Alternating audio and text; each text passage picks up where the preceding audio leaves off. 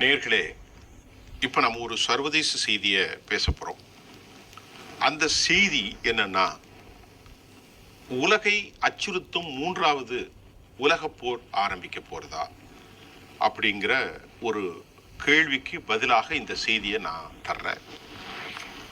இந்த செய்தியினுடைய விவகாரம் என்னன்னா, ஈரான் போர் செய்யுமா இஸ்ரேலை எதிர்த்து? ஹிஸ்புல்லாவுடைய அட்டாக் என்ன? ஹமாஸுடைய நிலைமை என்ன? இஸ்ரேலுடைய ஐடிஎஃப் மிலிட்ரியினுடைய அக்ரெசிவ் தாக்குதலின் விளைவுகள் என்ன?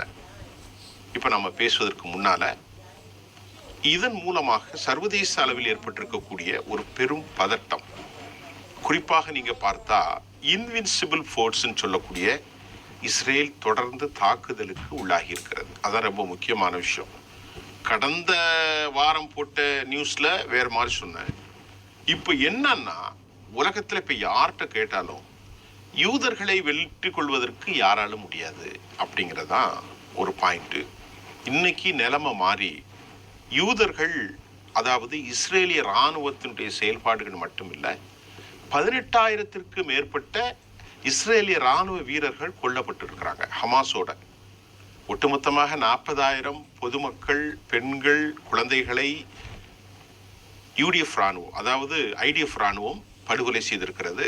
விமானத்தின் மூலமாக கொத்து குண்டுகளை போட்டு காசாவில் பலஸ்தீன மக்களை, பெண்களை, குழந்தைகளை அவர்கள் படுகொலை செய்திருக்கிறாங்க.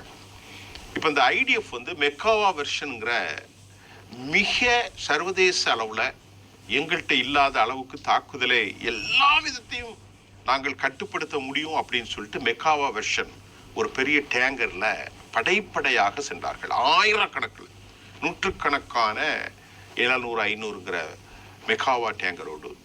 ஆனால் பதுங்கு குழிகளே இருந்து பல 100 கிலோமீட்டர் வலயத்திற்குள் ஒன்றில் நுழைந்தால் மற்றொன்றில் நுழைய முடியாத அளவிற்கு பங்கர்ஸ், அதாவது டெனால் என்று சொல்லக்கூடிய இதன் மூலமாக அடித்து நொறுக்கினாங்க. இந்த போர் ஆரம்பிக்கும் போதே அது சவக்குழியாக இஸ்ரேலுக்கு மாறும் அப்படின்னு சொல்லப்பட்ட நிலையில் இன்னைக்கு நாம் அமர்ந்திருக்கக்கூடிய கிட்டத்தட்ட ஆகஸ்ட் மாதம் 29ஆம் தேதி என்ன நடக்கிறது அப்படிங்கிறது தான் முக்கியம். இப்போ இந்த போரில் பெரிய தவற பெஞ்சமின் நெத்தன்யாகு செய்திருக்கிறார். ஒன்று, அக்டோபர் 7ஆம் தேதி நடந்த அந்த விவகாரத்தில் பழிவாங்குவதாக அவர் இவ்வளவு படுகொலை செய்திருக்கிறார். ஒன்று. இரண்டாவது, நெத்தன்யாகுடைய பெஞ்சமின் நெத்தன்யாகு இஸ்ரேலுடைய பிரதமருடைய தவறின் காரணமாக அரபு யூனியன் அனைவரும் ஒன்றிணைந்திருக்கிறார்கள். எப்படி ஒன்றிணைந்திருக்கிறார்கள்?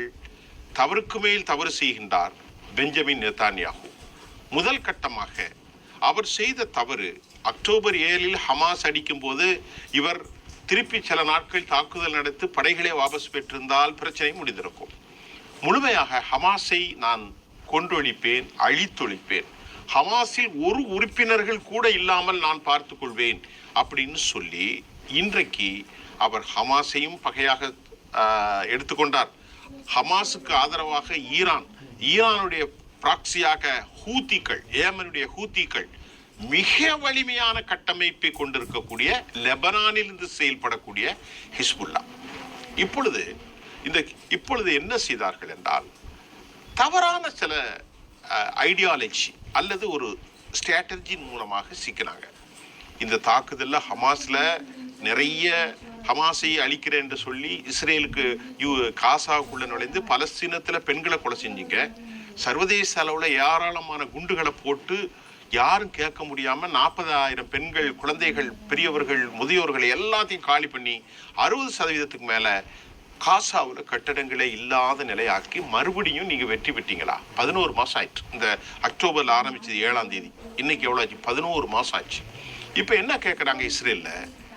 நீ தோல்வி அடைந்து போயிட்டா. இஸ்ரேலில் பொதுமக்கள் கட்டும் எதிர்ப்பு.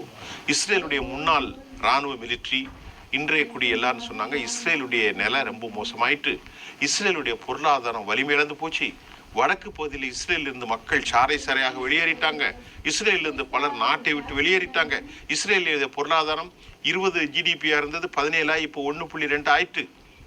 ஒரு நாள் ஹிஸ்புல்லா தாக்குதலில், நல்லா கவனிங்க, 25 ஆகஸ்ட் மாதம் நடத்திய மிகப்பெரிய கோர தாக்குதல்ல ஹிஸ்புல்லாவுடைய இராணுவ தாக்குதல்ல 1000 கோடி அன்று மட்டும் இஸ்ரேலுக்கு அளித்தது. நம்ப முடியுதா? இந்திய மதிப்பு 11 நிலைகள்ல ஹிஸ்புல்லா அடிச்சாங்க. ஹிஸ்புல்லாவுடைய தலைவர் ஹசன் நஸ்ருல்லா என்ன சொன்னாரு, என்னுடைய படை தளபதி ஃபாத் ஷுக்குரை கார்னர் பண்ணி அடிச்சு கொலை பண்ணாங்க. அதே போன்று நான் ஏற்கனவே சொன்ன சேனல்ல ரேடியோல அதே போன்று அரசியல் பிரிவு தலைவராக இருக்கக்கூடிய ஹமாஸுடைய தலைவர் இஸ்மாயில் ஹனியை படுகொலை செஞ்சாங்க.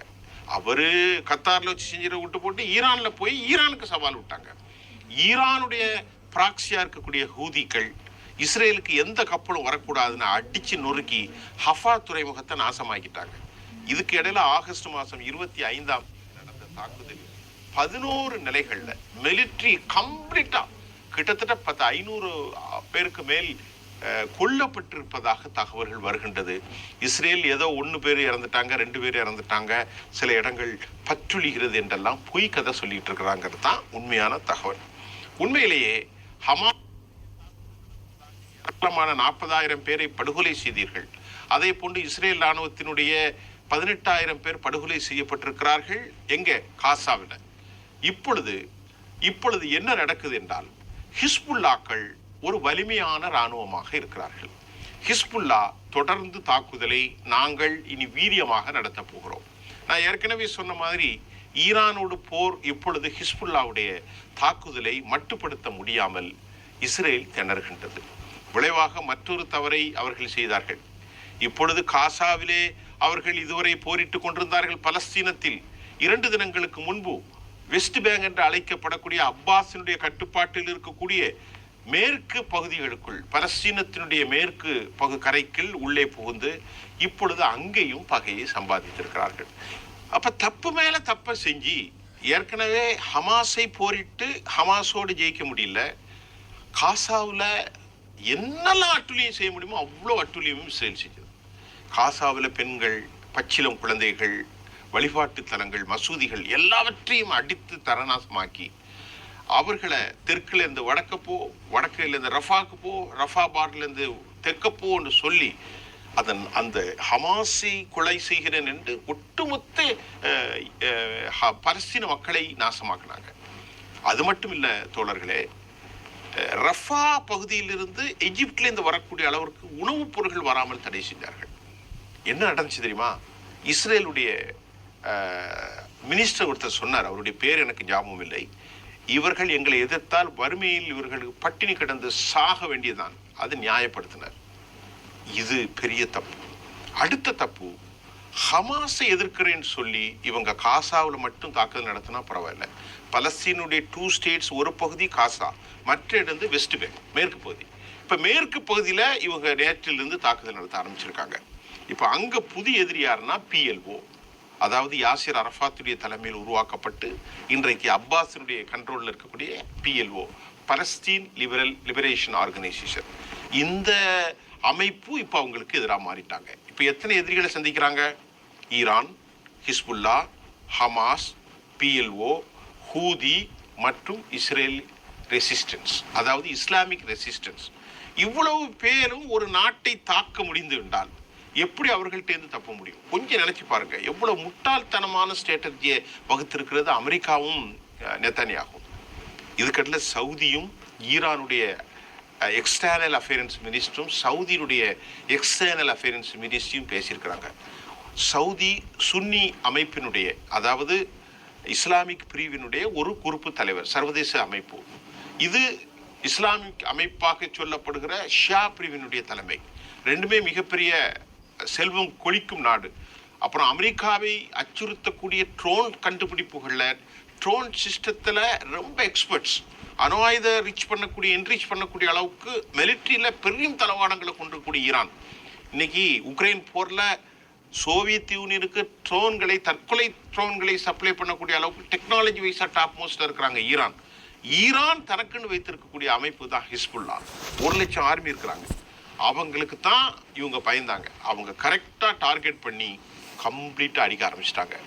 டெலிகாம் சிஸ்டம், இராணுவ தளவாடங்கள், ஹைஃபா துறைமுகங்கள், எதெல்லாம் மிலிட்ரி கேந்திரமாக முக்கியமாக இருக்குமோ அவ்வளவையும் இஸ்ரேலை அடிக்க ஆரம்பிச்சிட்டாங்க. இன்னைக்கு காலையில் இப்போ நான் பேசிக்கிட்டு இருக்கும்போது டைம்ஸ் ஆஃப் இந்தியாவினுடைய செய்தி என்ன சொல்லுதுன்னா, இஸ்லாமிக் ரெசிஸ்டன்ஸ் அங்குள்ள பவர் செக்டாரை அடிச்சிட்டாங்க. ஈராக்ல இருந்து, சிரியால இருந்து. எப்படி இவங்க எவ்வளோ மோசமான ஸ்ட்ராட்டஜி, எப்படி தப்ப முடியும் சார்?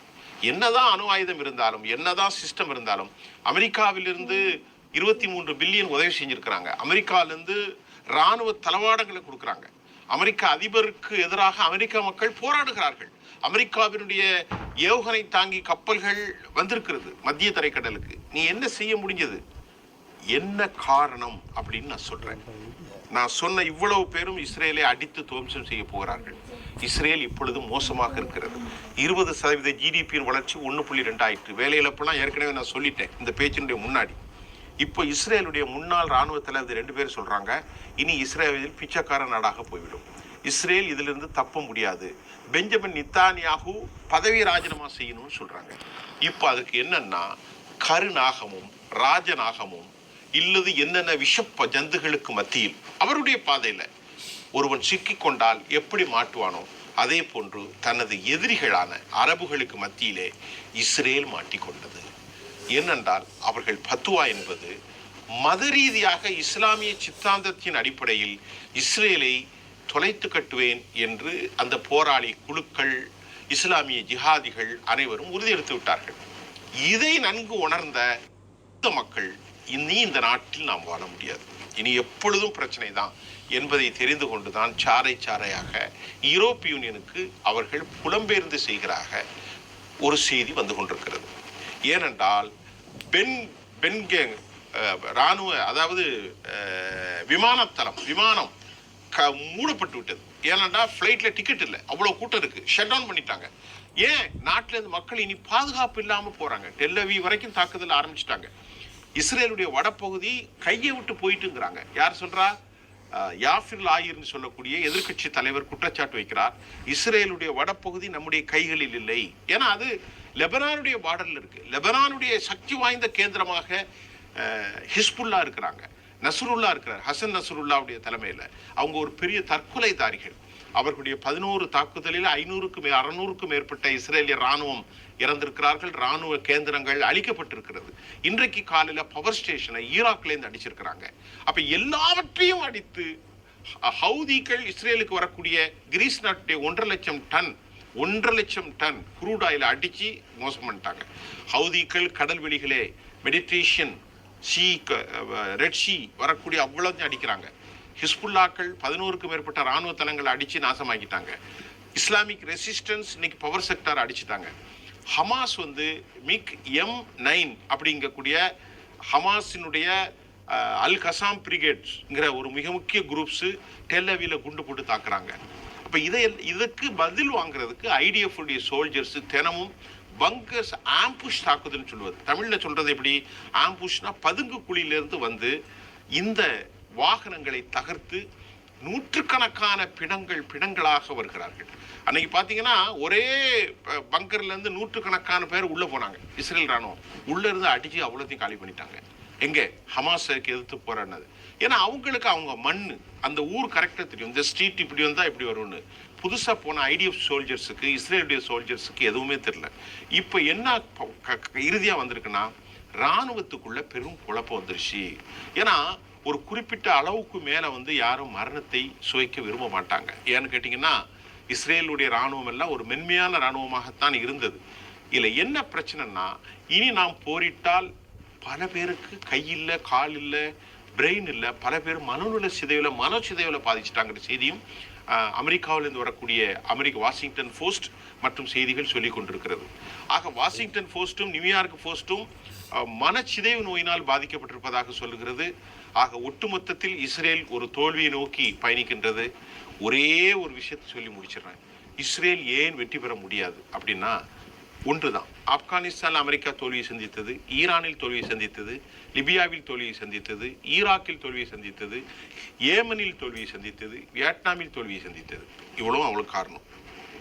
20 வருஷம் போராடி ஆப்கானை கையில் விட்டுட்டு தாலிபான் கையில் ஓடி வந்ததை நம்ம 2021-22 பார்த்தோம். ஒன்று. இப்போ இதை விட மோசமான நிலை இஸ்ரேலுக்கு ஏற்பட போகிறது. இஸ்ரேலில் ஒரு மக்கள் புரட்சி ஆரம்பித்து எல்லாம் நாசமாக போகிறது. ஏன் ஜெயிக்க மாட்டாங்கன்னு சொன்னால், இஸ்லாமிக் ரெசிஸ்டன்ஸ், ஹமாஸ், ஹிஸ்புல்லா, அது மட்டும் இல்லாமல் ஹவுதிகள், PLO, இன்னும் உண்டான ஜிஹாதி அரப்ஸ் குரூப்ஸ், சிரியாவிலிருந்து செயல்படுபவர்கள் எல்லோரும் மரணத்தை சுவைக்க ஆசைப்படுகிறார்கள். புரியுதா உங்களுக்கு? அந்த பேசிக் சித்தாந்தம் அப்படிதான். மரணத்தை நாங்கள் ஏற்றுக்கொள்கிறோம், ஆனால் யூதர்கள் மரணத்தை கண்டு வெறுண்டு ஓடுகிறார்கள். ஆக ஒரே ஒரு கேள்விதான், ஆயுதங்களை விட இந்த இஸ்லாமிக் ஃபோர்ஸ் மரணத்தை சுவிப்பதற்காக கையில் தற்கொலைதாரிகளாக அவர்கள் புறப்பட முயலவில்லை. ஒரு கால் தற்கொலைதாரிகளாக அவர்கள் இஸ்ரேலுக்குள் நுழைந்தால் டெல் அவீவ் நகரம் அழிந்தே போய்விடும்.